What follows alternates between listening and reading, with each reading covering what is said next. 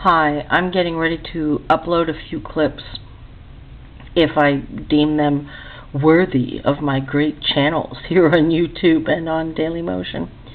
Now this is from my Yahoo.fr opening screen page, and it says that Nicolas Sarkozy says that there are too many people in subsidized housing projects here who don't belong there. And, well, all I can really say about that from my own direct experience, besides the fact that I've been on a waiting list myself now for 4 years so I can get away from this abusive spouse, is that his family lived in a subsidized housing project in Le Kremlin-Bicêtre, which is just south of Paris, for several decades, and it was very good for them. They definitely qualified for it, I believe, being solidly working class, poor, if you will. And I remember that in New York City we had a mayor named David Dinkins, and it turned out that he had a subsidized apartment up on the west side and had hung on to it for years and years, and didn't qualify for it, you know. I do remember that when my in-laws retired at age 60, they were civil servants with 8th grade educations, and they're from out in the country, but they worked, they spent their careers in Paris, earning very little, by the way. I used to see their pay bulletins. You know, they got that apartment fair and square, and when their son, my spouse, moved out, they declared it correctly and said that they were just about to retire and would make a decision and a move soon. And they kept up their end of the bargain. They were, from what I could tell, very honest about it. I remember that they had a neighbor across the hall who it was judged that he didn't qualify for a 2-bedroom apartment anymore since he had been alone for many years, and it wasn't a huge problem for him. He worked it out with them and ended up leaving. He found other housing for himself, and you know, this guy wasn't evicted. You know, you were expected, it was an honor system, and you were expected to work with the housing authority. And their son, my husband, was at home with them until we got married when he was 27 and I was 37, and they reported it right away and said that they were probably going to retire in a couple of years, and they did, and they left, and they properly gave the apartment back and were not fined or punished, nor were they kicked out, and the place was reassigned and re-rented. Now, housing is a big project here in France, and we do have a lot of immigrants who come in.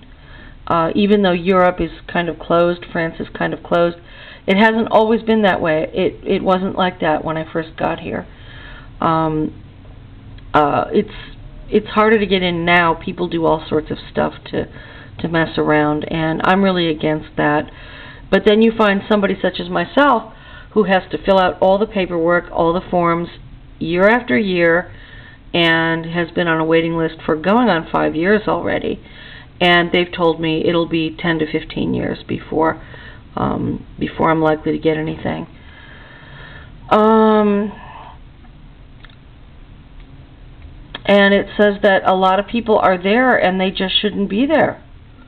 You know, now benefits are means tested here in France, except for if you have a child. Regardless of your income level, you get a stipend every month for that child, and I'm really, really against that. You know, I think if you can't afford to have children, you shouldn't have them. And if you're a very rich person and you have 6 children, why are you getting a stipend for them? People get very upset when I bring this up here, you know, as if being a parent is some right that you have, and I don't agree with that at all. You know, growing up in poverty and knowing many people who come from impoverished backgrounds and broken homes, I don't agree with that. I don't agree with that at all. It's not at all fair to the children, and it's a burden on responsible people who are more careful about their reproductive activities. You know, I don't know what to say to people who have 2, 3, 4, 5 children. You know, I don't know what to say. Even some of them I know who have one and who live off benefits, for which they are essentially lying and committing some form of fraud in order to qualify for those benefits. I just don't agree with that. I really don't. You know, maybe I'm bitter and angry, but I prefer to think of myself as more responsible. I've had 3 husbands who didn't want children, and the current husband has been very clear that this would be a very, very, very serious long-term commitment for which he never felt sure that he could honor. And I had to respect him for that, as sad as it was for me. And I'm also very much for adoption and for being a foster parent. But the other person has to be totally for it. And why you would need 5 kids, I don't understand it. I don't understand it. It's not fair to anyone. It's not fair to your community, to your children. That's just how I feel. You know, and if you want to attack me and say, oh, you think only the rich should breed, you know, that one child per family thing in China, I spoke to my Chinese students about that last year, and they were all totally down with it. They thought it was fine. You know, you could have more, but they wouldn't be covered by any kind of social benefits thing. You would have to pay for them yourselves, and I think that's pretty fair. So this is about people who are in subsidized housing and shouldn't be. And I think that this is an important issue. It's a serious issue because you have people who, well, it says here, you can't spend all your life in a subsidized housing unit that you got when you're 30, you know. And I really agree with that. You know, I had a rent-stabilized apartment in New York of my own in Brooklyn from 1982 to 1994, and I sublet it legally twice at no profit, the correct way, for short periods of time. And I understand that that sort of rent-stabilized situation, which was put in place and was very necessary after World War II, was being phased out. And, you know, whether, I don't know, you know, the few people I know who in New York who are still, or were recently, still in those rent-stabilized apartments, they could definitely afford to buy something and to get out and to free up that apartment for somebody else. And they just didn't. And I remember Mayor Koch was in a rent-controlled apartment, but this was a single guy, never married, apparently a gay guy, never had children, just became celibate for his politics, to be a politician. And he was like, no, I'm getting older. I won't be in the mayor's mansion forever.